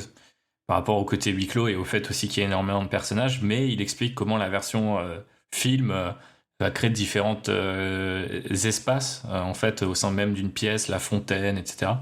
Et c'est vrai que c'est un super exemple. Moi, je l'ai vu, la pièce, il y a quelques années. La pièce Et ou le film? ça m'avait vraiment... Non, vraiment la Ah ouais. pièce. Je l'ai vu en théâtre parce que c'est ma chérie qui le présentait à des lycéens, je crois. Était dans un programme où il leur faisait faire et découvrir pas mal de choses. Et en fait, je crois qu'il y avait un élève qui était absent, donc elle m'a dit bah, j'ai une place en plus, viens. Donc c'était assez perturbant parce qu'il y avait aussi des jeunes lycéens qui savaient peut-être pas comment se comporter au théâtre, donc il y avait des moments un peu gênants. Pas autant que les tiens de tout à l'heure, David, mais quand même. Et vraiment, ça m'avait vraiment marqué par rapport à cette puissance-là. Il y a un autre film aussi, je sais plus quand est-ce que j'en ai parlé, il y a pas longtemps avec quelqu'un, c'est Locke avec Tom Hardy, tu sais, où il est en voiture au téléphone, je sais pas si t'as vu ce film. Non, ça me dit rien. Là, c'est un seul personnage dans sa voiture et il passe des coups de fil. Et c'est un film de Steven, comment il s'appelle? Steven Knight, le créateur de Peaky Blinders. Ouais. Et donc là aussi, peut-être un des mecs qui est aussi connu peut-être pour du dialogue. C'est un super film, franchement, moi je trouve vraiment super incroyable. Après, là aussi, performance, hein, tu prends Tom Hardy, tu prends pas non plus n'importe qui, quoi. Mais c'est vraiment un film qui repose sur pas grand-chose, mais pour peu que tu arrives à rentrer dans ce parti pris, t'es dedans. Et forcément, 12 hommes en colère, c'est un exemple un peu plus académique, certes, mais encore plus puissant de ça. Parce que, comme tu disais, en fait, on est touché par tous ces différents personnages qu'on arrive à identifier, qu'on arrive à comprendre. Et c'est hyper fort. Et j'ai vu un tweet il y a pas longtemps là-dessus sur 12 hommes en colère. C'est génial. Imaginez que les gens puissent se mettre d'accord en discutant dans une pièce pour faire la justice, tu vois. Et effectivement, c'est vrai que de nos jours, c'est peut-être un peu difficile à imaginer, mais c'est une très belle histoire. Eh ouais. Tragique, mais belle. Allez, ton top 2 alors. Bah, mon top 2, j'avais déjà donné le 2 parce que c'était Les Affranchis. Ah oui. Et pour le premier, et pour le premier, je voulais prendre un film, je vais passer bien moins pour un intellectuel que toi, David, mais je m'enfonce après Tarantino finalement, autant aller jusqu'au bout et citer l'autre Boogeyman que les gens en ont marre qu'on cite. Mais je l'ai cité à dessein, il y avait une stratégie. Pour mettre Denis face à sa contradiction, puisque Denis Villeneuve est un fervent admirateur de Christopher Nolan, comme chacun le sait. Et ils ont fait beaucoup d'interviews ensemble ces derniers temps, et notamment un truc où ils parlent de leurs films respectifs, parce que Tenet était ressorti en IMAX devant Dune 2. Et donc il y a une vidéo sur la chaîne YouTube d'IMAX que vous pouvez aller voir, où ils discutent tous les deux. C'est assez génial parce que Villeneuve a un côté très... candide et enfantin à côté de la froideur et de l'espèce de rigueur professionnalisme de Nolan. Donc je voulais citer ce qui est un de ses films, enfin sans doute son film le plus connu, le plus aimé, puisque c'est The Dark Knight. Film qui est connu par ses répliques cultes. Tu lui en as cité une tout à l'heure, David, avec le Why So Serious du Joker. Et qui est aussi connu parce que c'est un des meilleurs films de super-héros, genre ô combien décrié de nos jours. C'est un film de Nolan, c'est un film aussi, il y a des images hyper fortes. Donc en fait, il y avait un peu pour moi tout, quoi. Et puis, c'est aussi le film qui réunit la plèbe qui aime les films de super-héros et les foutus intellos qui aiment les films d'intello. Voilà, quelque part. C'est un film qui fait faire la paix, un peu comme les 12 hommes en colère à la fin. On regarde ce film et on trouve tous ça génial, ou presque. Donc, là où je veux en venir, c'est qu'il y a beaucoup de bravoure au-delà des répliques cultes, dans les dialogues, d'ailleurs, qui sont pas signés par Christopher Nolan lui-même, mais par David Goyer et Jonathan Nolan, son frère. Et du coup, leur dialogue, je trouve qu'ils caractérisent à merveille les personnages. Par exemple, Harvey Dent, il apparaît pas dans Batman Begins. Et en fait, et là aussi, performance assez incroyable d'Aaron Eckhart, qui est pas un acteur que par ailleurs j'ai l'impression de trouver immense dans d'autres films, mais je trouve que dans ce film c'est incroyable ce que en quelques répliques il arrive à amener, parce que c'est censé être une sorte de rival à la fois à Batman sur le côté justicier, même si lui est procureur et pas un justicier en cape et en collant, et aussi rival amoureux. Donc il y a un truc assez, voilà, il a besoin de lui et en même temps il l'aime pas, mais en même temps il faut qu'il collabore, et tout leur dialogue par rapport à ce côté texte sous-texte reflète ça, et je trouve ça assez brillant. Et puis surtout la première rencontre entre Batman et le Joker, c'est pas de la bagarre, c'est un dialogue. C'est un dialogue, et c'est genre franchement, honnêtement, quitte à rentrer dans le cliché, je trouve que c'est un des meilleurs dialogues de tous les temps pour le cinéma américain. Je trouve incroyable vraiment le fait que une fois que Batman apparaît comme ça un peu derrière lui comme un fantôme et qu'ils sont tout seuls dans cette scène d'interrogatoire qui va de mal en pis, il y a quelque chose d'incroyable et je me souviens la première fois que j'ai vu ça, j'étais en mode à la fois je suis exalté par la rencontre entre les deux et là je vois que Batman a un ascendant puis qu'il le perd progressivement alors qu'en fait ils sont dans une pièce, le Joker est attaché, il y a rien qui devrait le faire perdre Batman et pourtant le dialogue amène ça et en fait quelque part on jubile presque que Batman soit en difficulté parce qu'on se dit ça repart, ça y est, le film va repartir. Alors qu'on a peut-être l'impression à ce moment-là que c'est fini en fait. Et ça fonctionne hyper bien avec le cinéma de Nolan qui a montré par la suite, et puis peut-être un peu avant aussi dans Begins, que le côté plus physique de Batman, c'est pas forcément quelque chose qui l'inspire autant que ça. Et je trouve que là, on a un espèce de point d'orgue entre le spectacle et le dialogue, quoi. On peut pas vraiment dissocier les deux dans ce film et se dire ouais, mais bon, alors bien sûr, il y a la performance de Heath Ledger et qui par ailleurs est encore plus peut-être même ad nauseam, tu vois, monté en épingle par son décès assez tragique. Moi, j'ai tendance à dire que c'est quand même une performance assez dingue et qui aurait été retenu malgré tout, tu vois, parce qu'il y a maintenant un petit peu les haters qui se baladent sur les réseaux et qui vont nous dire que parce qu'il est décédé, forcément, les gens ont eu une émotion supplémentaire, et c'est sans doute le cas, mais ça n'enlève rien, je trouve, à ce qu'il a réussi à faire sur ce moment-là. Et je trouve que c'est un film qui, avec le Joker, avec Batman, avec un certain nombre de personnages secondaires, comme Harvey Dent, qui est quand même encore assez présent, mais même, tu vois, le dialogue de Alfred. Certains hommes ne rêvent que de voir le monde brûler, tu vois.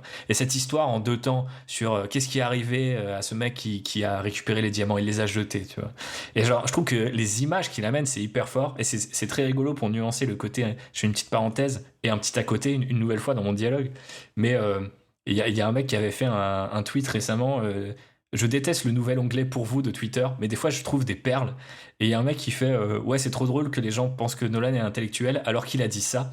Et en fait, la vidéo, c'est lui. Il dit un jour, mon frère a écrit soit vous mourrez en héros, soit vous vivez assez pour devenir le vilain. Bon, je le cite en français, mais c'est une des répliques fortes de The Dark Knight. Et Nolan dit je trouvais ça beau, mais je sais toujours pas ce que ça veut dire. Et effectivement, ça casse un peu son image d'intellectuel parce que je pense que si t'as vu le film, tu comprends ce que ça veut dire. C'est-à-dire, en fait, si tu vas tellement loin dans ton engagement, forcément, à un moment, t'es obligé de te corrompre et de devenir un peu ton pire ennemi. Donc, il est peut-être parfois préférable de mourir.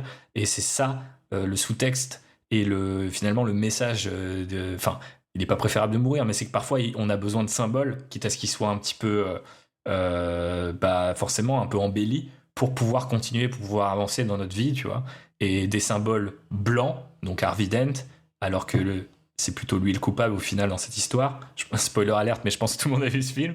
Et des symboles noirs avec la fin du film qui se termine, là aussi sur un dialogue, enfin en tout cas c'est une voix off de narration de Gordon, qui est aussi incroyable dans ce film en termes de dialogue. Et pour moi, c'est un film où certes j'ai l'image, tu vois, du fondu au noir avec la moto qui monte, mais j'ai le dialogue en fond. Je peux pas me dire juste ah ouais, c'est cette image, c'est la musique de Hans Zimmer, la moto qui monte en même temps que Gordon raconte que on va traquer Batman, mais c'est le rôle de Batman, tu vois. Et pour moi, c'est à ce moment-là tu t'arrêtes ça et on fera jamais mieux. Après, c'est générationnel, bien sûr, les mecs qui ont vu les Burton te diront on fera jamais mieux que Batman Returns, tu vois. Mais pour moi, c'est genre j'ai vu ça en 2007, je crois que c'est l'année.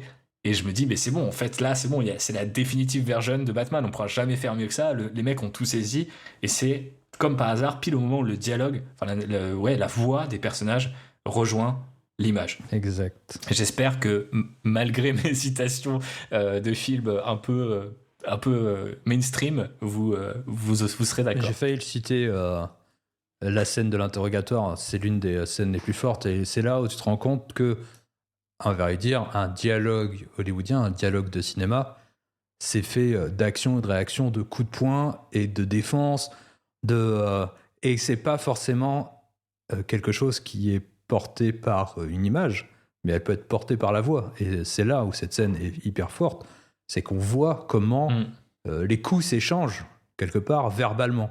Et c'est en ça où un dialogue, c'est une forme à part du cinéma, mais c'est une forme qui est très présente.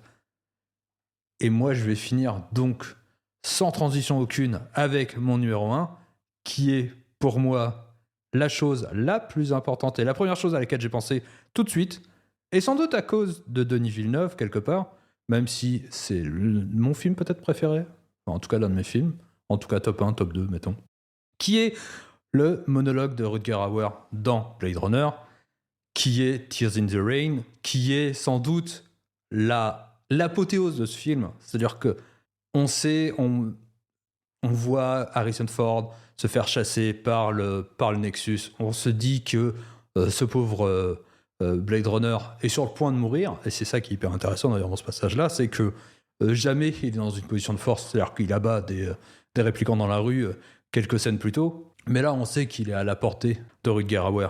Et pourtant, à ce moment-là, il s'arrête, il sent la mort venir, et il lâche ce monologue qui est aussi quelque chose de très important dans ce que peut dire Denis Villeneuve et dans ce que c'est que c'est pas été écrit, c'est une invention totale de Rutger Hauer pendant le film. C'est-à-dire qu'il l'a proposé à Ridley Scott, il fait on va le filmer, on va voir ce que ça donne.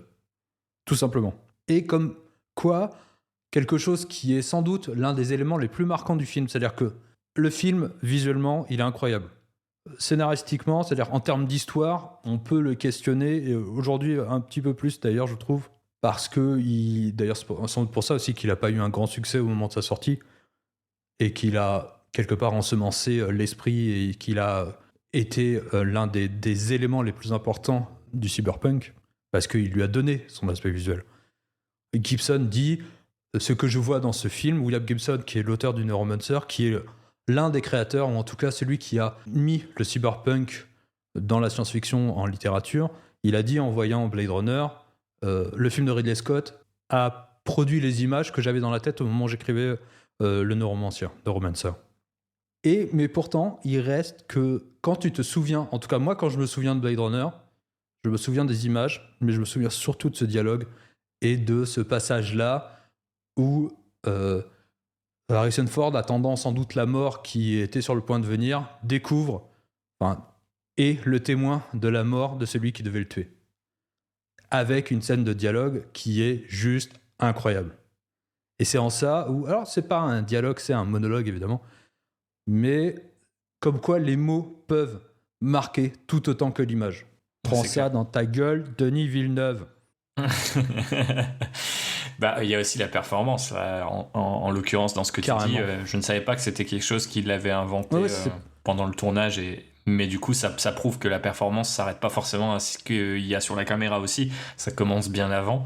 Et ça peut permettre à un film... et je refais de la pub pour Mackie, mais il me semble qu'il explique... je crois qu'il le dit assez brutalement que en fait, Blade Runner, c'est pas un très bon film d'un point de vue structurel. Et que vu qu'il n'avait pas marché, il aurait sans doute dû tomber dans l'oubli s'il n'y avait pas eu deux choses, le visuel que tu cites, mais surtout ce dialogue, effectivement. Et voilà. Parce que les gens, ils le retiennent, c'est tellement fort, et puis on l'avait pas... il y a une image aussi qui est tellement belle que par moment, en fait, c'est hyper compliqué de... Même si ça peut paraître cringe dans le monde de 2024, où on a du mal à exprimer les sentiments et tout, mais je trouve que c'est... Ouais, effectivement, c'est un peu imbattable, et quand tu te laisses porter par ça, tu peux pas vraiment, quand tu connais cet exemple, ne serait-ce que cet exemple, dire que tu retiens jamais un film pour un dialogue. C'est pas possible, en fait, c'est de la mauvaise foi. Que Denis, c'est de la mauvaise foi. Je t'aime, mais c'est de la mauvaise foi. Denis Villeneuve lui-même dit que c'est son film préféré. Et je comprends pas pourquoi il dit « je retiens pas les dialogues », alors que je pense que c'est... L'essence de ce film repose sur ce dialogue. Il encapsule quelque chose qui est... il y a un sous-texte qui est hyper fort, et tout a été amené. Alors, évidemment, c'est quelque chose qui a été écrit par l'acteur, qui n'est pas quelque chose qui est né au moment de la scénarisation. Mais Ridley Scott, évidemment, le magnifie. Et quand tu regardes, quand tu isoles juste ce passage-là, c'est d'une beauté. Il est là sous la pluie, il tient ce pauvre oiseau d'ailleurs. Bon, ça c'est hyper symbolique. Mais c'est peut-être ça en fait qui te rétorquerait le bon Denis, tu vois. C'est qu'en fait si tu coupes, alors on peut plus faire l'expérience ni lui ni nous, parce qu'on a vu le film plusieurs fois. Mais si ça se trouve, si tu montrais à des extraterrestres ou des gens qui l'ont jamais vu sans le son, est-ce qu'ils comprendraient quand même la scène en fait? C'est ça le truc, tu vois. Et c'est vrai que vu que c'est quand même habillé de symboles. tu serais peut-être quand même bouleversé. Après, j'ai quand même souvent tendance à dire que ce serait un peu tricher d'enlever les dialogues et par exemple pas la musique, parce que j'ai l'intuition que c'est ce que ferait Villeneuve. Tu vois, il laisserait la musique, mais qui est une forme au final, peut-être que le dialogue se rapproche plus de la musique dans son fonctionnement que l'image, tu vois. C'est-à-dire, il y a un certain nombre de... Enfin, il y a le son, c'est les notes, et puis après, comme on a parlé de musicalité, de rythme, etc. Donc, j'avoue que moi, je pense que ça ne marcherait pas, mais il y a pas mal C'était pas aussi le... C'est pas le Mad Max en noir et blanc qui avait... Je sais pas si ça avait été fait, mais il me semble qu'à l'origine, Miller, il voulait même supprimer les dialogues du film. Ça, je sais pas. Que ça soit silencieux et qu'il y ait juste la musique et le noir et blanc. Je crois qu'en fait, au final, ils ont gardé les dialogues. À vérifier, mais je pense qu'il y a certains films qui ont une espèce d'énergie visuelle qui est si forte qu'ils pourraient se passer de leur dialogue. Mais après, un monologue, c'est quand même compliqué parce que ça tient sur le personnage, quoi. Ça tient sur ce qu'il raconte. Ouais, et puis là, je trouve que c'est la scène qui encapsule parfaitement. Je sais pas si tu peux... Je trouve qu'elle est complètement indissociable. L'image, la musique, la performance, le dialogue. En retirer un élément, je trouve que ça dénaturerait et ça tuerait, je pense, le film. Je pense par exemple le grand monologue qui a été rajouté à la fin de Blade Runner dans la version cinéma initiale, où ils sont sur les côtes et en train de s'échapper. C'est nul, quoi. Ce que je veux dire. C'est nul. Alors que... Ça prouve que tous les monologues ne sont pas des bons monologues. Il faut que quelque part, il y a une émulsion, il y a quelque chose qui se génère, et ça, soit tu le crées par l'image, soit tu le crées par l'instant, comme là, dans ce cas-là, mais je sais pas. Mais en tout cas, non, je pense que tu peux retenir, et on retient tous des films par certains dialogues. C'est clair. Dites-nous quels sont les Exactement, dites-le nous. Bon, on va peut-être s'arrêter là, alors. Je sais pas, à moins que tu aies des... Est-ce que j'ai vu la totalité de ce que je voulais dire? Moi, je voulais peut-être, pour terminer sur une espèce de contrepoint à tout l'argumentaire qu'on vient de faire, sans forcément peut-être tomber tout à fait dans le côté du bon Denis, je dois reconnaître que, à titre personnel, même si moi je retiens énormément les dialogues, c'est aussi pour des raisons un peu personnelles, mais que je trouve aussi une espèce de poésie, de magie, voire même un peu de génie dans l'absence soit totale, soit ponctuelle de dialogue. Donc par exemple le temps d'une scène, et c'est vrai qu'en réfléchissant à tous les dialogues qui m'ont marqué, j'ai aussi réfléchi à est-ce qu'il n'y avait pas autant d'œuvres où il n'y avait pas ou peu de dialogues qui m'avaient marqué. C'est pas le cas, mais les œuvres où il n'y a pas ou peu de dialogue, c'est quand même souvent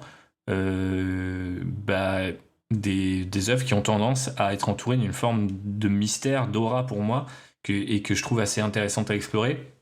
Donc je voulais citer par exemple les cartoons de Genndy Tartakovsky, que ça soit son Clone Wars, où il y a des épisodes très courts, où parfois il y a quasiment aucun dialogue.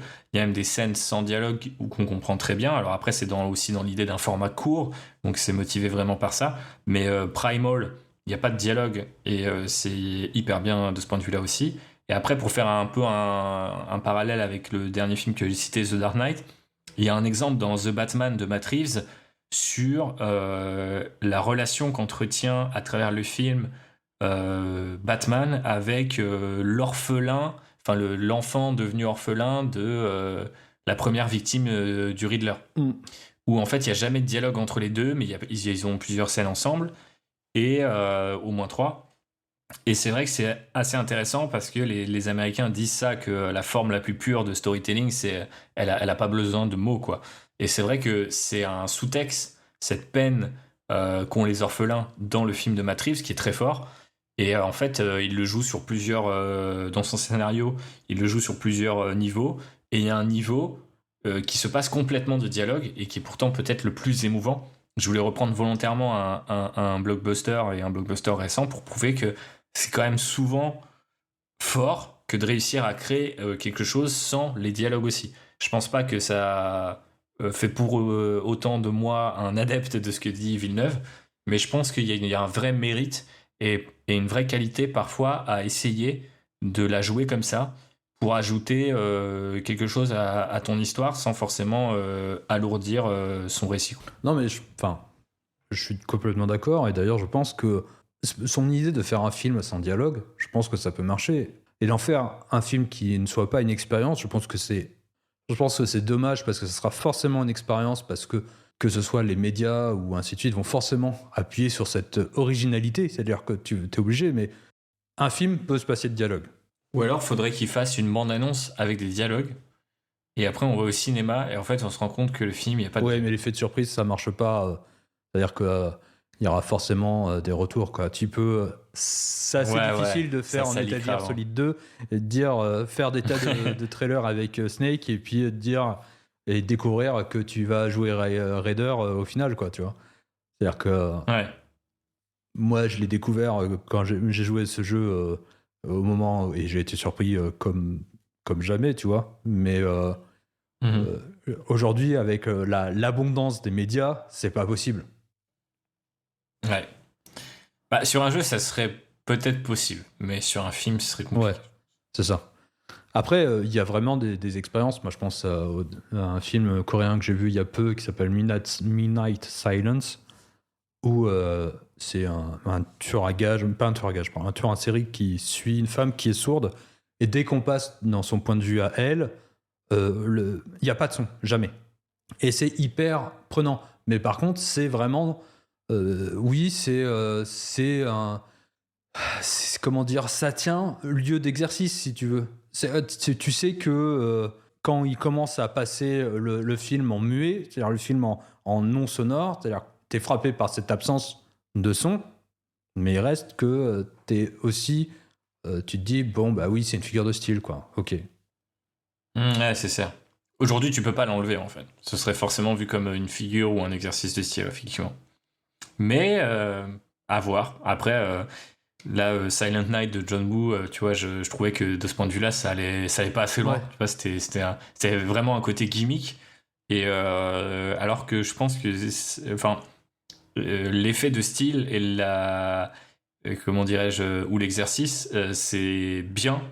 C'est un bon exercice pour le coup, mais je pense que c'est très vite de sens si t'arrives pas à le transformer en autre chose, quoi. Et si tu restes juste sur le principe que c'est un exercice de style, bah les gens ils font ok, bah c'est cool, mais faut vraiment pousser le truc dans ses retranchements. Et je pense que si Villeneuve voulait vraiment faire quelque chose là-dedans, effectivement il y aurait toute une logique marketing derrière qui serait peut-être difficile à mettre en place. Ou alors il faudrait ne pas le cacher, mais réussir à vendre ça comme plus qu'un simple gimmick, et c'est pas évident. Bah, après, c'est Sans un bruit, par exemple, le film d'horreur. C'est-à-dire qu'il faut que tu le justifies scénaristiquement, ce qui est compliqué, c'est-à-dire que... Pas mal Sans un bruit de ce point de vue-là. Bah oui, c'est ça.